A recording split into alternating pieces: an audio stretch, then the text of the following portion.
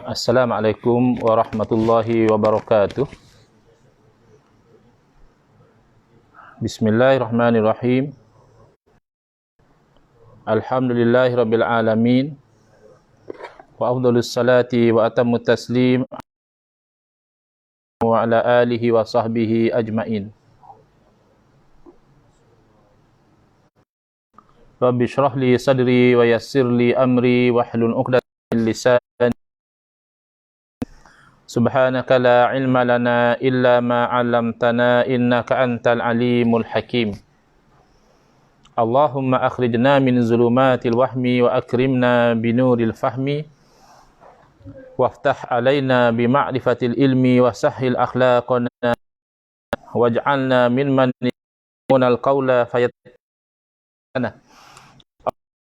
nufusana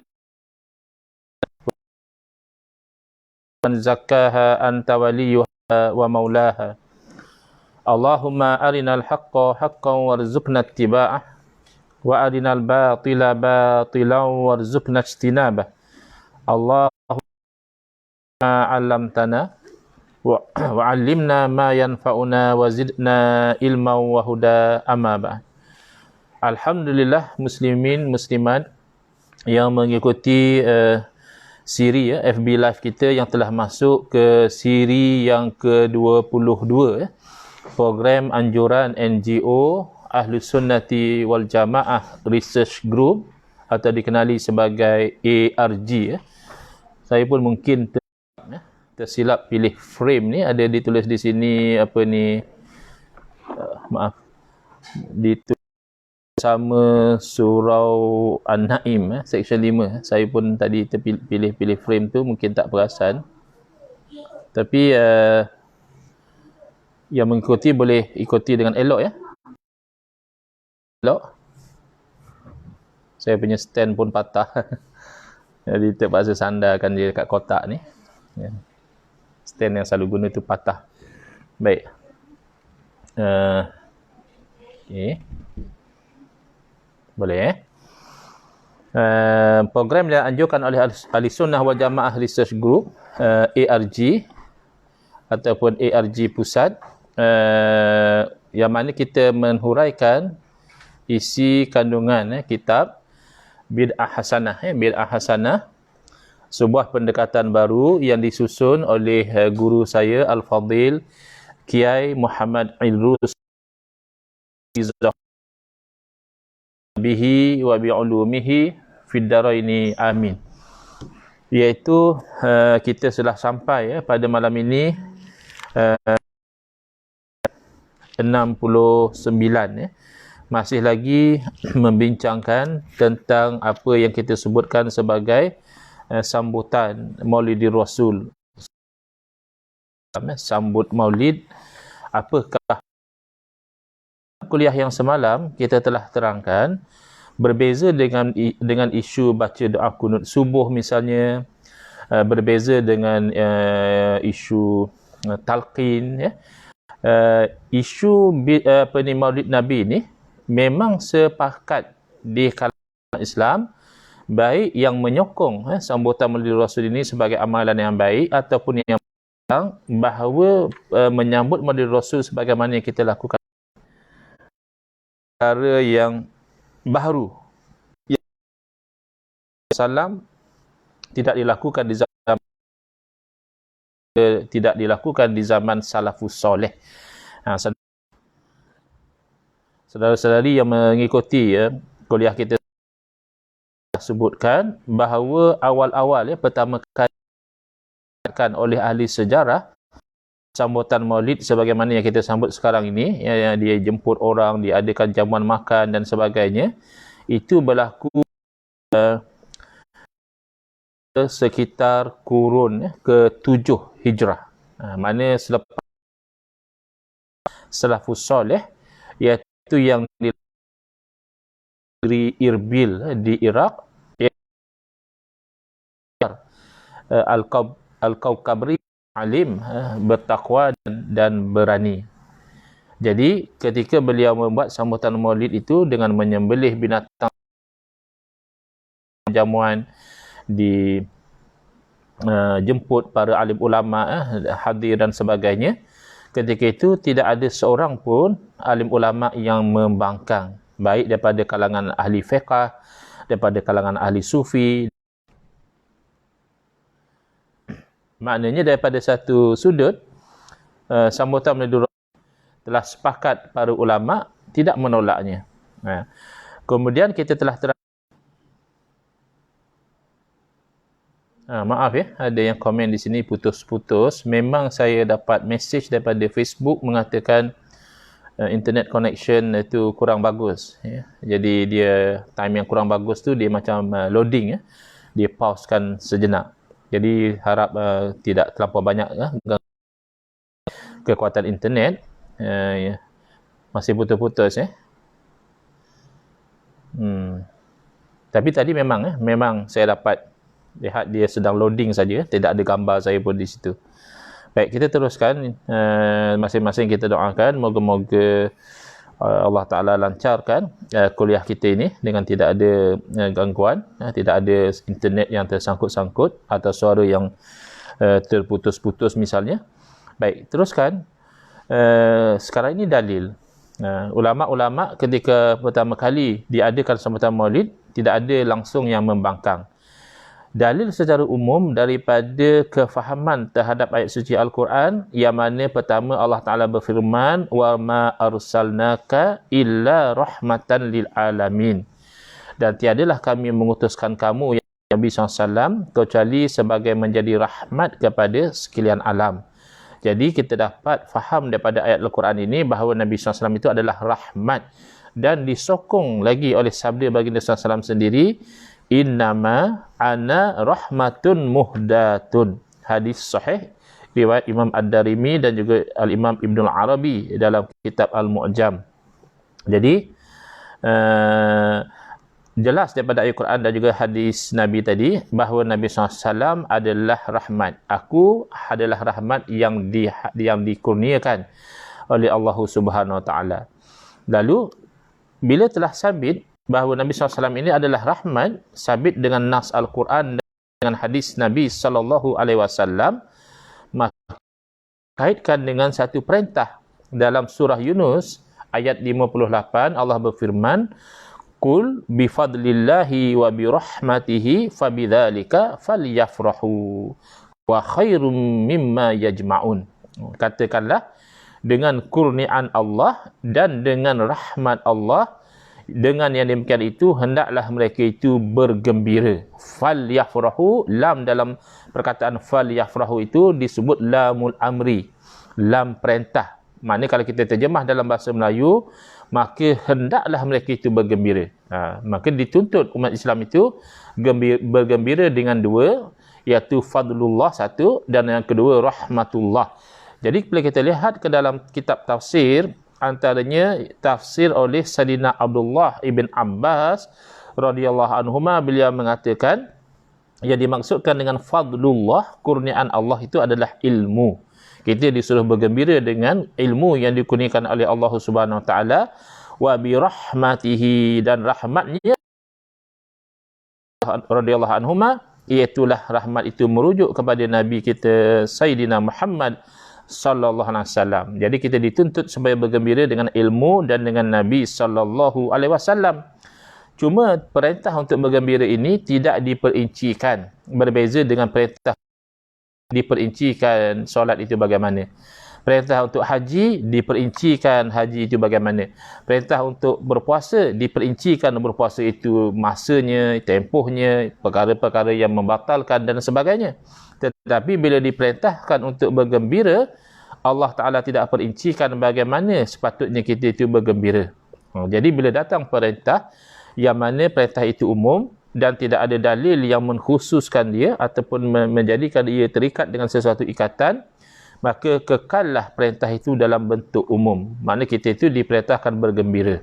Jadi bergembira dengan cara apa sekalipun masih terpayung dengan perintah Allah suruh bergembira, kecuali of course dengan cara-cara yang melanggar syarak, itu tidak boleh. Ya, sebagaimana yang saya sebutkan semalam, pernah berlaku saya tidak pastilah ya, tapi saya dapat maklumat ni daripada orang yang saya percayai di satu tempat di negara kita, tapi sebelah Malaysia Timur sana, ada satu kumpulan orang yang masih agak baru memeluk agama Islam. Oleh itu mereka sudah mula mengikut ya tradisi amalan yang dilakukan oleh orang Islam, antaranya menyambut Maulidul Rasul. Tetapi pengaruh dengan amalan-amalan ketika mereka itu masih dalam keadaan kafir, belum masuk Islam, iaitu amalan meminum arak. Jadi ketika mereka menyambut Maulidul Rasul, itu tradisi umat Islam, mereka menghidangkan arak. Jadi cara menyambut Maulidul Rasul dengan menghidangkan arak itu jelas bukan satu perkara yang baik, kerana walaupun kita disuruh bergembira, tetapi bukan dengan cara yang melanggar syarak. Jadi orang mungkin berkata, kata dia itulah sebabnya orang kata jangan buat bid'ah. Kan dah melarat kepada benda yang haram. Ya, memang kalau melarat kepada yang haram, yang tidak bid'ah juga menjadi haram. Contohnya sambut fitri, sambutan Idul Adha. Ini dua sambutan sabit dengan nas, tidak ada yang mengatakan dua sambutan hari raya ini bid'ah. Ini dirayakan daripada zaman Nabi SAW lagi. Tetapi adakah kerana ada orang yang jahil, yang tidak faham agama, dia menyambut Idul Fitri dengan mengadakan majlis tari menari, majlis minum-minuman keras dan seumpamanya, maka menjadikan sambutan Idul Fitri sendiri adalah satu perkara yang tak sepatutnya kita sambut? Tidak. Idul Fitrinya masih kita sambut, tapi perbuatan haram di dalam menyambut Idul Fitri itulah yang sepatutnya dicegah, diberi tahzir dan juga dihentikan. Jadi sama. Bila dinilai bahawa sambutan Maulidul Rasul ini ada dalilnya, ada sandarannya, maka sambutan itu diteruskan. Yang dihentikan adalah cara menyambut Maulidul Rasul yang bersyarak. Itu saja yang dihentikan. Baik. Kemudian dari segi tujuan kenapa disambut Maulidul Rasul, sebab dalam agama kita ni perkara-perkara yang tidak ada dalil yang khusus, kita nak tahu ianya syariah compliant atau tidak, ianya patuh syariah ataupun tidak. Secara asas dia melihat kepada dua. Pertama, melihat kepada niat. Kalau niat itu baik, maka itu mendapat pandangan yang baik daripada segi syarak, tapi niat sahaja tidak memadai. Kalaupun niat itu baik, tapi dilakukan dengan cara yang melanggar syarak, juga tidak boleh. Kalau cara itu baik, tidak melanggar syarak, tapi niat tidak baik, maka dari segi pahala tak adalah. Sebab innamal a'malu binniat, hanya saja amalan-amalan itu dinilai berdasarkan kepada niat. Jadi kalau caranya sudah bagus, misalnya orang bersedekah, kena bagus, tapi niatnya untuk menunjuk-nunjuk. Pamerkan dalam Facebook, siarkan ke sana kemari supaya mendapat sokongan dan juga pujian, sebagai contoh. Maka ketika itu walaupun perbuatan itu baik, bersedekah itu baik, tapi dari segi nilaian agama, melihat kepada sudut tidak ikhlasnya itu, niatnya itu bukan kerana Allah tapi kerana mendapat pujian manusia, maka daripada neraca syarak itu tidak baik. Tapi kita manusia, kita tak tahu niat orang, maka nahnu nahkumu ala zawahir, kita berhukum dengan yang zahir-zahir sahaja. Wallahu yatawalla as-sarair, Allah Ta'ala lah yang akan mengendalikan benda-benda yang tersembunyi, niat dan sebagainya itu kita serah pada Allah Ta'ala. Kita hanya hukum dengan apa yang zahir. Baik. Jadi, apakah objektif?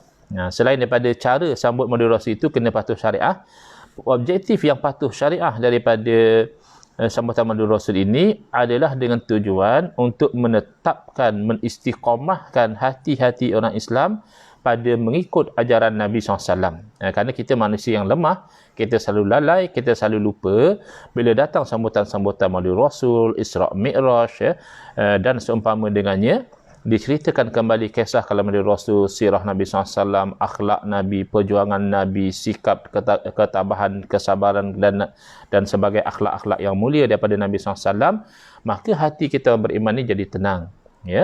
Misalnya kalau kita kata ustazku sekali-sekala baca komen dalam Facebook, kita nak terangkan benda yang baik, kita nak terangkan hukum hakam syarak, kita diperli, kita dicerca, kita dimaki. Memanglah kadang-kadang kita rasa alamak sedih juga macam ini, takkanlah tak faham-faham, kita terang dengan elok, adakah kamu tak dengar, adakah kamu tak baca misalnya. Tapi bila kita kenang balik, kita dengar ceramah maulid, Masya Allah Tabarakallah, rupanya para rasul kita mendepani cabaran yang lebih teruk. mendepani misalnya caci maki, tuduhan penipu, tuduhan ahli sihir, tuduhan orang gila, dan bahkan nak dibunuh, bahkan memang dicederakan. Memang ada para rasul yang memang meninggal dunia kerana dibunuh oleh orang-orang yang tidak mahu menerima dakwah mereka. Maka ketika itu hati kita menjadi tetap semula. Alah, aku setakat fake account datang masuk komen pun kau nak give up kah? Nabi-nabi dahulu lebih teruk lagi kena. Itu maksudnya kita kata tasbit. Tasbit menetapkan hati dengan menceritakan kisah-kisah yang bagus ini ialah uslub Al-Quran. Ini adalah cara Al-Quran. Ya. Tengok dalam surah Hud ayat 120 Allah Ta'ala berfirman, wa kullan naqussu 'alaika min amba'ir rusuli ma nuthabbitu bihi fuadak. Dan setiap daripada kisah para rasul itu kami ceritakan kepada kamu, yakni kepada Nabi Muhammad SAW. Kisah rasul-rasul ini kami cerita kenapa? Kerana ada dalam kisah ini ma nuthabbitu bihi fuadak, apa yang kami menetapkan hati kamu dengannya. Maknanya dengan kisah-kisah tadi menjadi sebab hati Nabi SAW itu tetap tenang, tenteram, sabar, redha dengan apa yang diuji oleh Allah Subhanahu Wa Taala. Maka kalau seumpama Rasulullah SAW, Allah jadikan sebab ketetapan hati baginda itu, sedangkan baginda itu Sayyidul Anbiya wal Mursalin, penghulu kepada segala Rasul, segala Nabi, dan juga Qaidul Muttaqin, menjadi pemimpin kepada orang yang bertakwa, dan bahkan kita katakan Ra'isus Solihin, menjadi kepala kepada orang-orang yang soleh. Baginda sendiri jadikan sebab kisah-kisah yang diceritakan, apatah lagi kita itu akan dibantu apabila kita mendengar kisah-kisah para Nabi, kisah sirah Nabi, kisah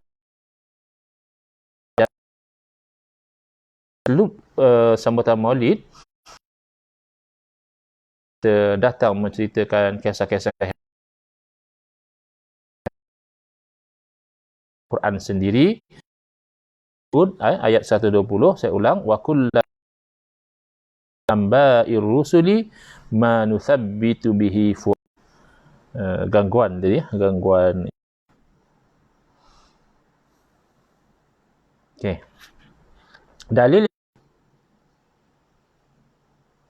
Dalil yang ketiga tentang Maulidur Rasul diambil daripada ayat suci Al-Quran, surah Al-Maidah ayat 114.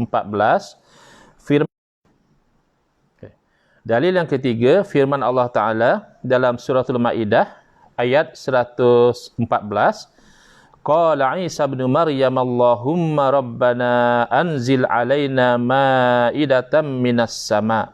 Ya, surah Al-Maidah ni ambil daripada perkataan Maidah ini, iaitu hidangan. Takunu lana 'idan li awwalina wa akhirina wa ayatan mink warzuqna wa anta khairur raziqin.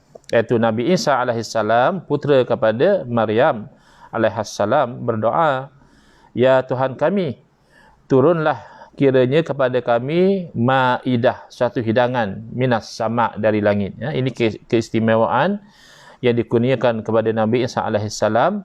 Diperkenankan doa untuk dihidangkan dengan hidangan dari langit, yang mana ini akan menjadi idan lana, hari raya, hari yang kami sambut setahun lepas tahun.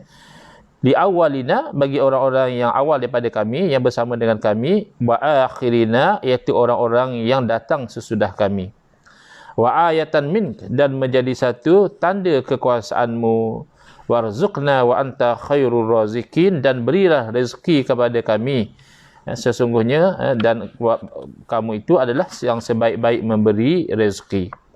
Jadi dalam ayat ini, ini point dia, ini kaitan dia,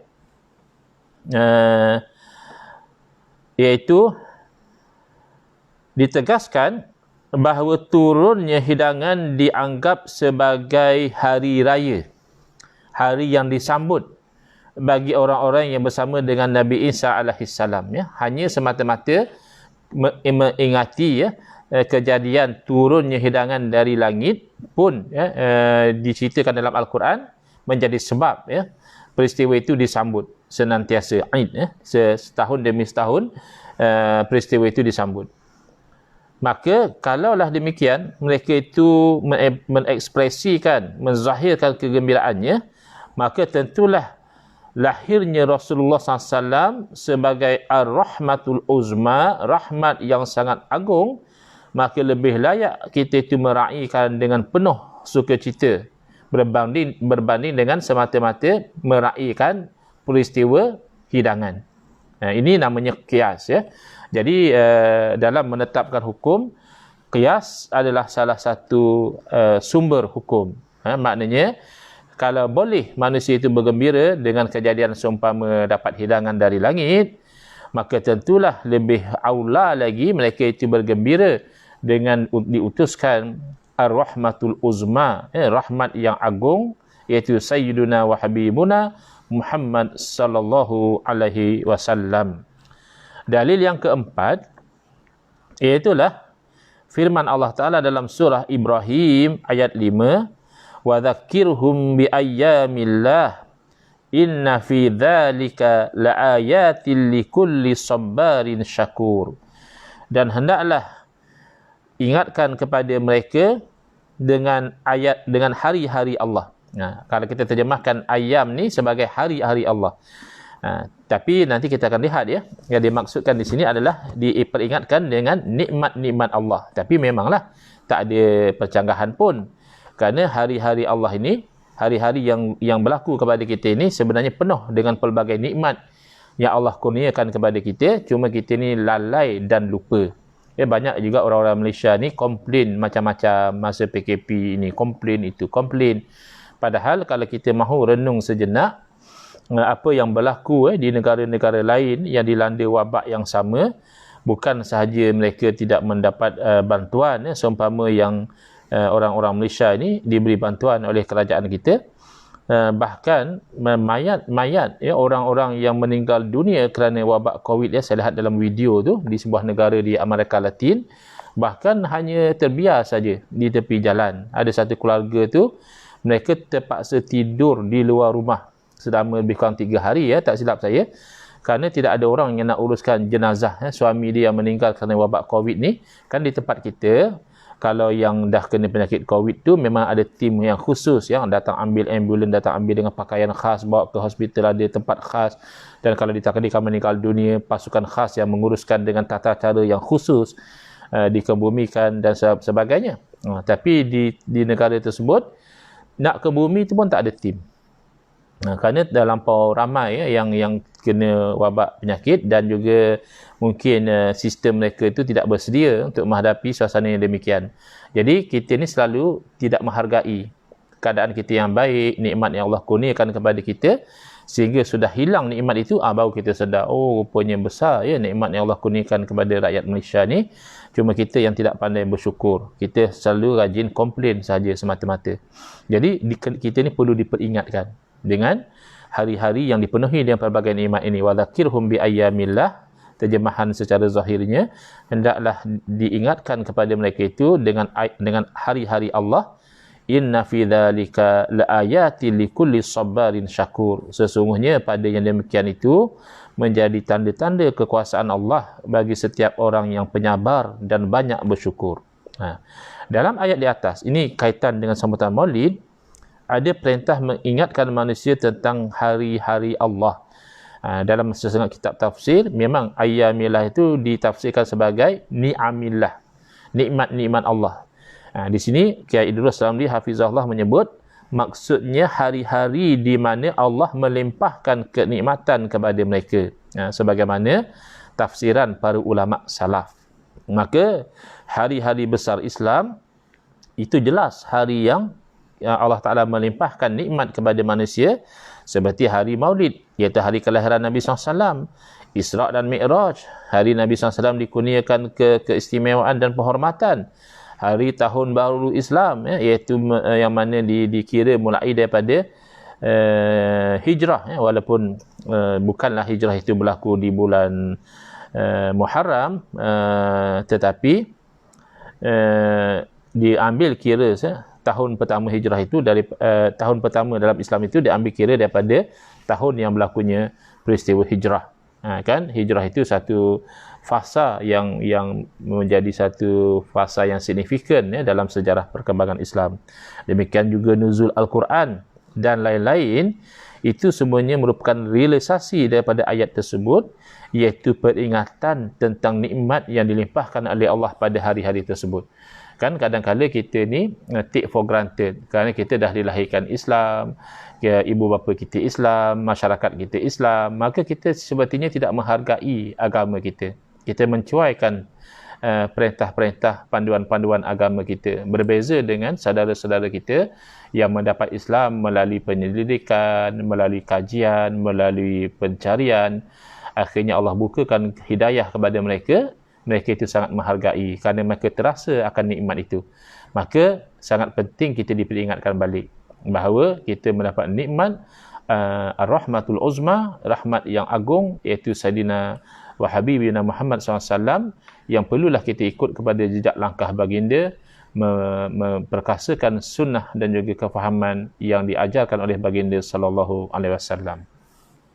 Dalil yang kelima, iaitu daripada sudut yang lain, acara Maulid ini pada dasarnya adalah perhimpunan, berkumpulan, apa tujuan? Untuk ingat kepada Allah. Ya, sama ada sebut ataupun ingat kepada Allah. Kita berkumpul Maulid biasanya begitu. Dengan ceramahnya, dengan qasidahnya pun qasidah-qasidah yang mengingatkan kepada Allah dan Rasul, dengan lantunan selawatnya, jelas itu memuji kepada dan berdoa kepada Rasul, berdoa untuk Rasulullah SAW. Ya.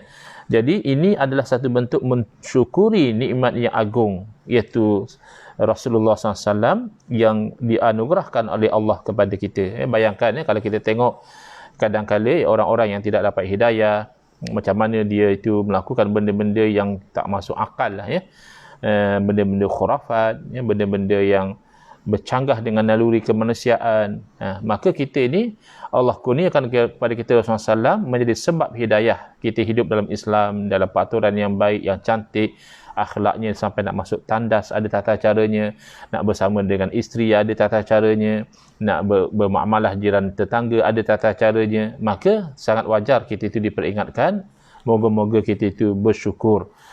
An Abi Sa'id al-Khudri radhiyallahu anhu qala Muawiyah radhiyallahu anhu inna Rasulullah sallallahu alaihi wasallam kharaja ala halqatin, yakni min ashabihi, ataupun ala halaqatin min ashabihi.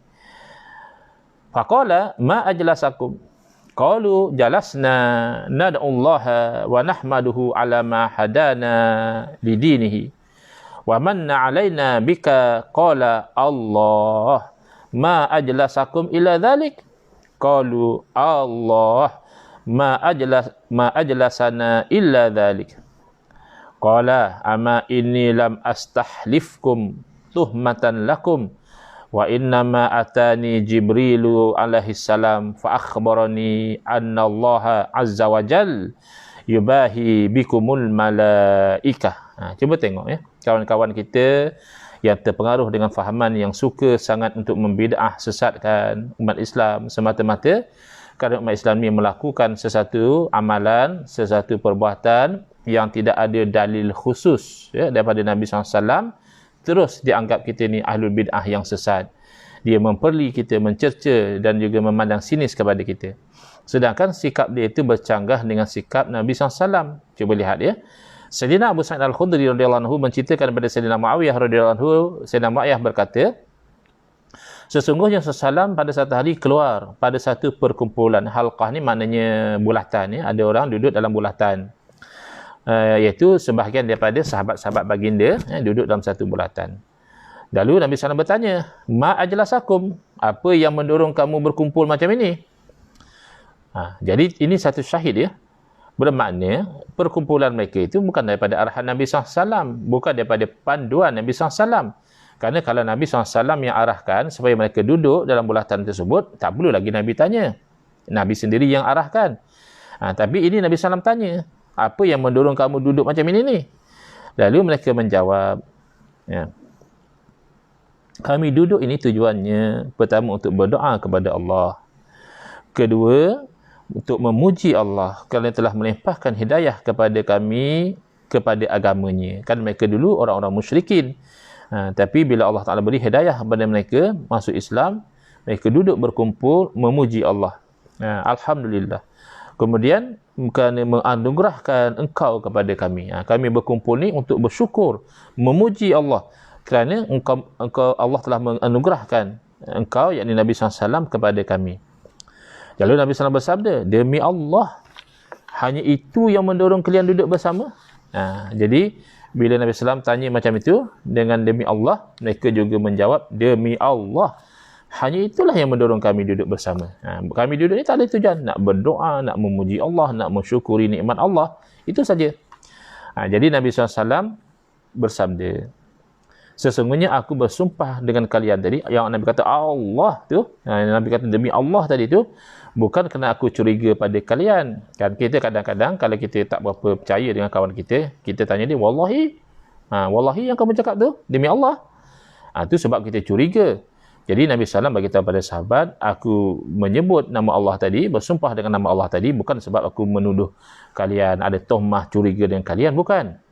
Tapi aku bertanya tu sebab aku nak memastikan itulah sebabnya. Kerana malaikat Jibril AS datang kepada aku dan mengkhabarkan bahawa Allah Ta'ala membanggakan kalian kepada para malaikat. Mana Jibril AS memberitahu kepada Nabi SAW bahawa Allah berbangga dengan kumpulan ni. Jadi Nabi nak tahu apa amalan kumpulan ni sehingga Allah membanggakan mereka di hadapan para malaikat. Jadi rupanya yang jadikan mereka ni dibanggakan oleh Allah di hadapan para malaikat adalah kerana mereka itu duduk bersama-sama untuk mensyukuri Allah Ta'ala, berdoa kepada Allah dan mengingati nikmat yang Allah kurniakan kepada mereka, nikmat Islam dan juga nikmat Nabi SAW. Tidakkah itu yang dilakukan dalam sambutan-sambutan Maulid? Orang berkumpul untuk memuji Allah, bersyukur kepada Allah, mengingati nikmat Allah dalam bentuk diberi hidayah kepada agama Islam dan mensyukuri Allah dalam bentuk dikurniakan kepada kita Nabi SAW. Itu pun intipati sambutan Maulid. Kalau nak kata tak ada dalil khusus, memang ketika sahabat-sahabat duduk dalam bulatan pun tidak ada dalil khusus. Itulah menyebabkan Nabi kena tanya dulu. Kalau memang ada dalil khusus, tentulah Nabi tak perlu tanya. Sebab Nabi sendiri yang suruh mereka duduk demikian. Tidak. Mereka atas inisiatif sendiri. Tapi inisiatif mereka itu tidak bercanggah dengan syarak. Sekadar duduk dalam satu bulatan, itu tidak bercanggah dengan syarak. Dan dorongan mereka duduk juga tidak bercanggah dengan syarak. Kerana untuk memuji Allah, berdoa kepada Allah, mengingati nikmat Allah, itu selari dengan tuntutan syarak. Cuba lihat apa yang dikhulasahkan oleh Al-Fadil Kiai Idrus Ramli Hafizahullah berkaitan dengan hadis ini. Hadis ini memberikan beberapa pesanan penting, memberi beberapa poin kefahaman yang penting, iaitu yang pertama, sebagaimana yang saya sebutkan tadi, para sahabat berkumpul adalah kerana inisiatif mereka sendiri. Maknanya pada ketika berlaku perkumpulan itu, ia mendapati ta'rif bid'ah. Satu benda baru yang tidak dilakukan oleh Nabi SAW dan tidak disuruh oleh Nabi SAW. Pada masa berlaku itu ada satu perkara bid'ah. Inisiatif mereka sendiri, tidak ada perintah, tidak ada anjuran sebelumnya daripada Nabi SAW. Kerana tidak ada anjuran daripada Nabi lah, maka Nabi bertanya. Kan saya dah sebut tadi, kalau misalnya memang Nabi yang suruh, tak perlulah Nabi SAW tanya. Ma ajlasakum, mereka akan jawab,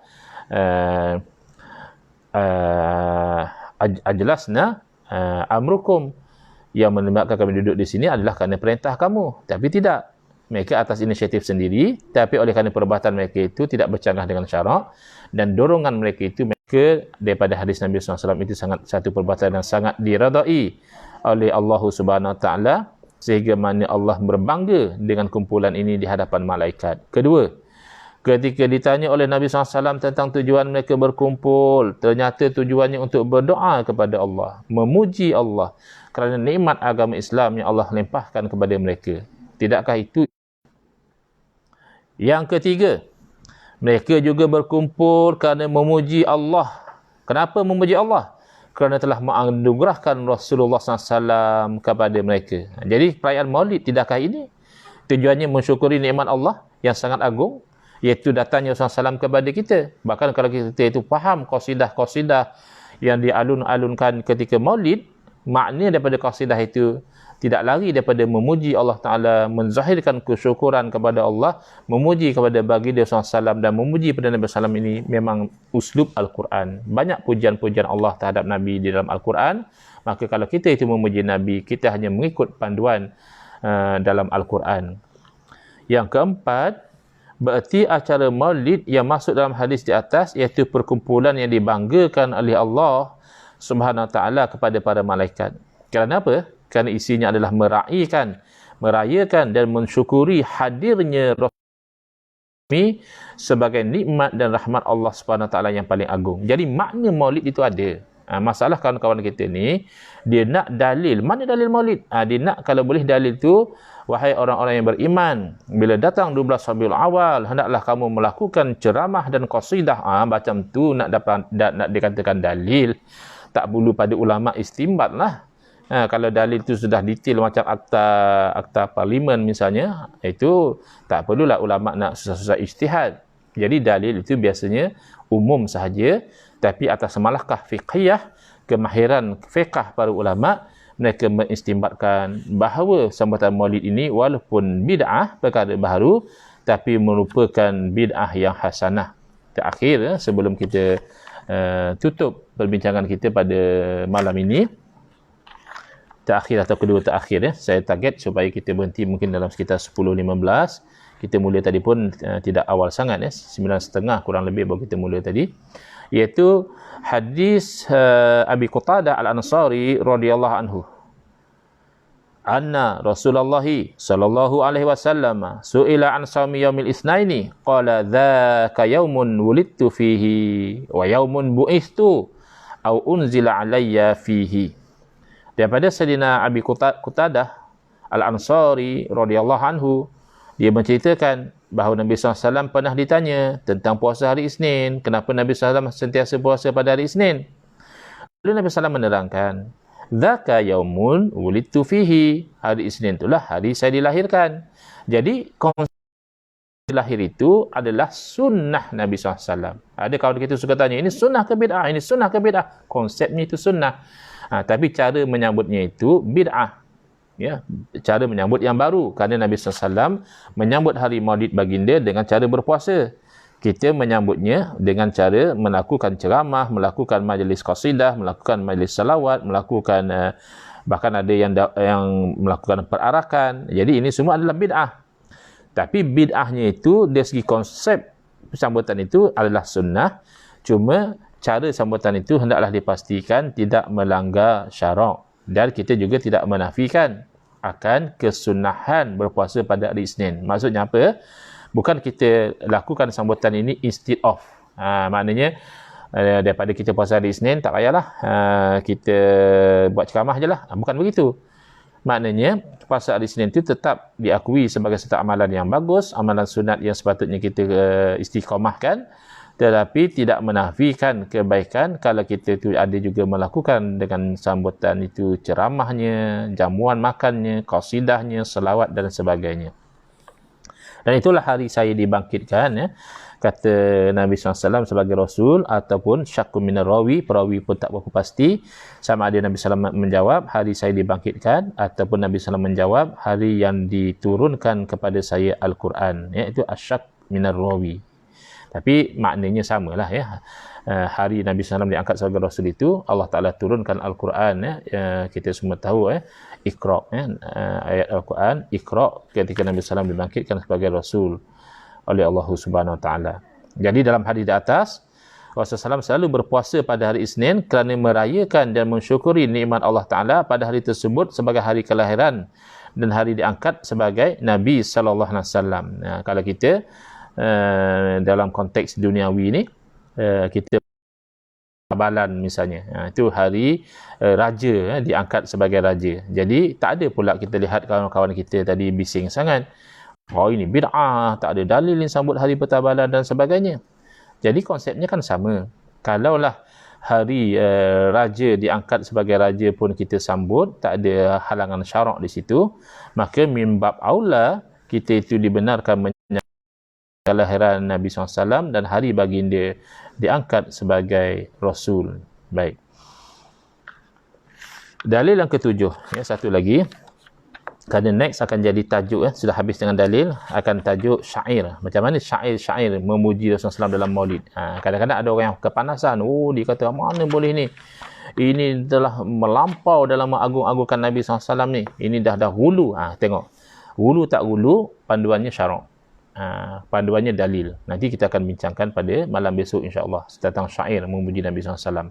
Malam ini kita habiskan dengan dalil hadis Sayyidina Abdullah bin Abbas radhiyallahu anhuma, an Ibni Abbas radhiyallahu anhuma anna Nabiyya sallallahu alaihi wasallam lamma qadima al-Madinata wajadahum yasumuna yawman ya'ni Ashura.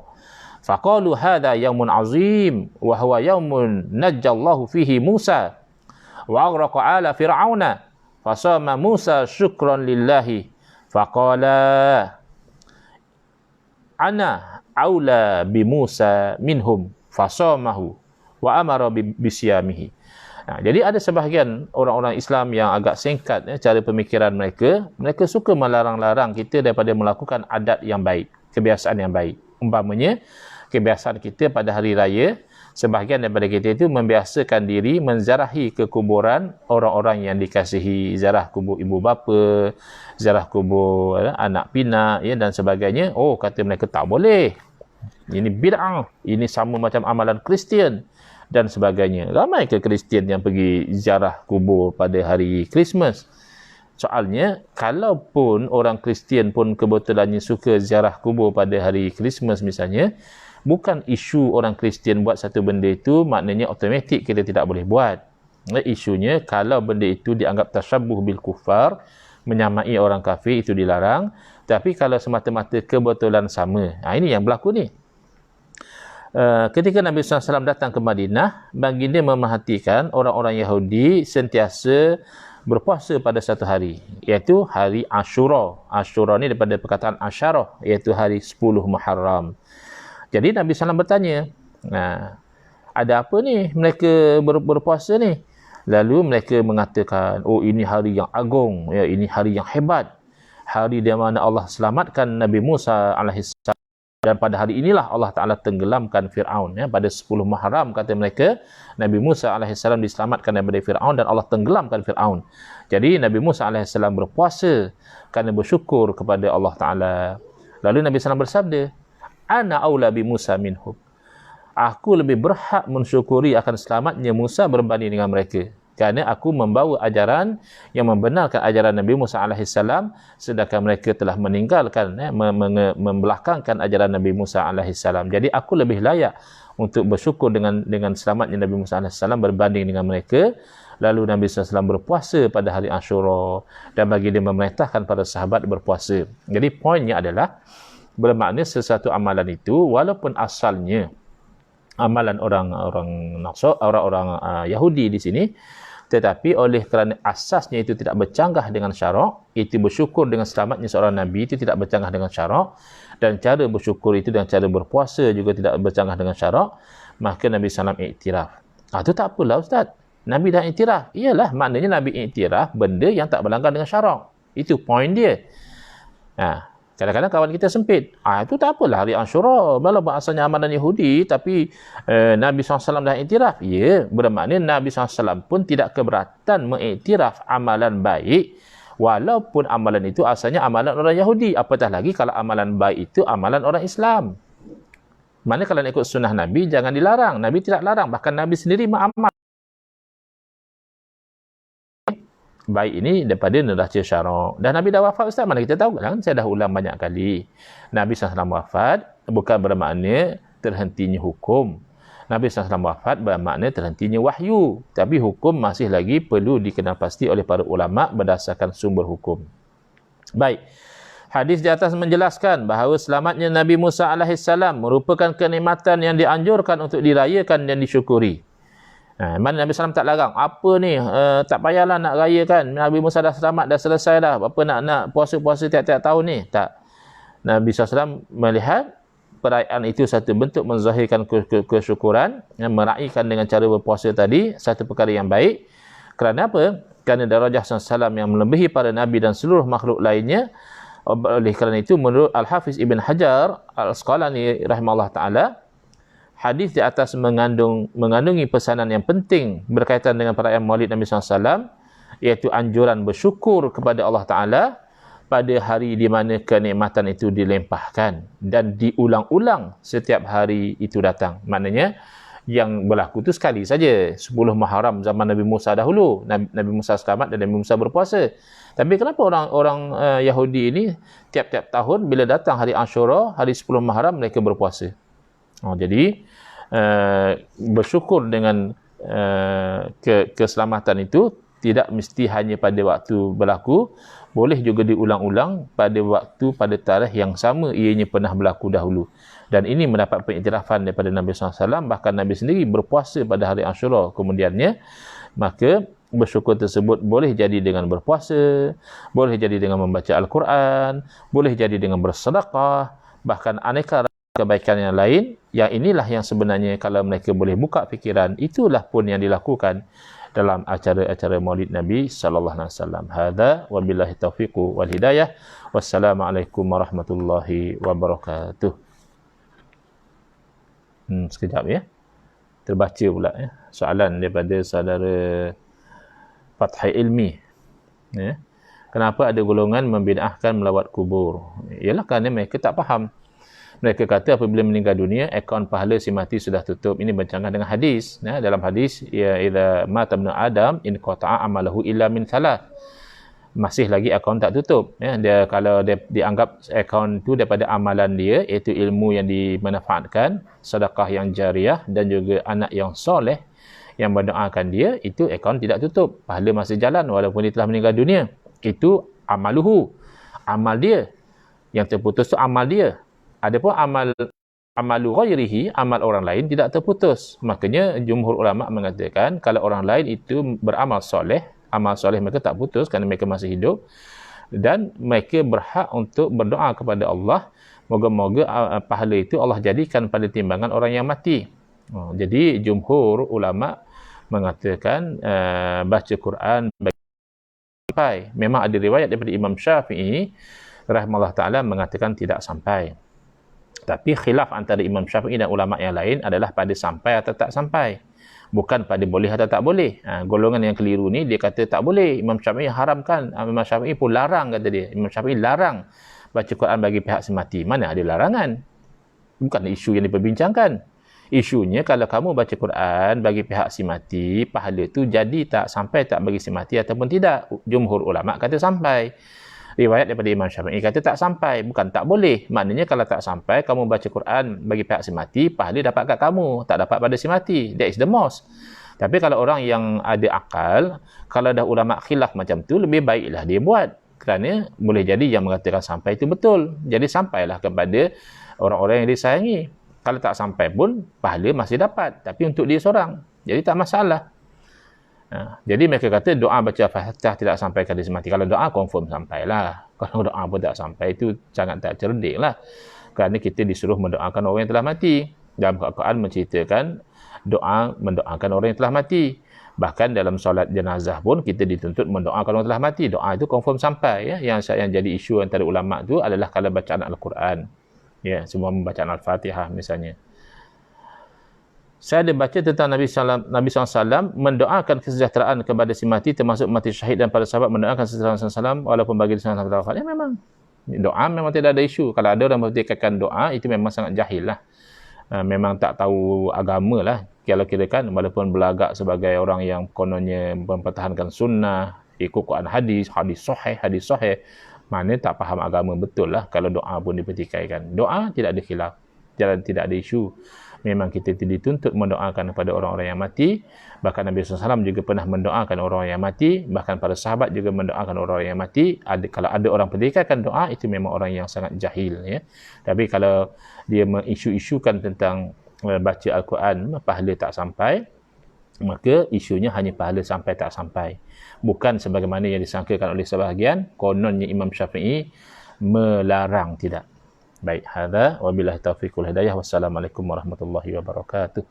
Bismillahirrahmanirrahim. Alhamdulillah bil alamin, wassalatu wassalamu ala asyrafil anbiya wal mursalin wa ala alihi wa sahbihi ajma'in. Allahumma shrah sudurana wa ahsin akhlaqana wa azim ujurana wa nawwir qulubana binuri hidayatika kama natar'adha binuri syamsika abadan abada birahmatika ya arhamar rahimin. Walhamdulillahi rabbil alamin. Amin ya rabbal alamin. Wal afu minkum.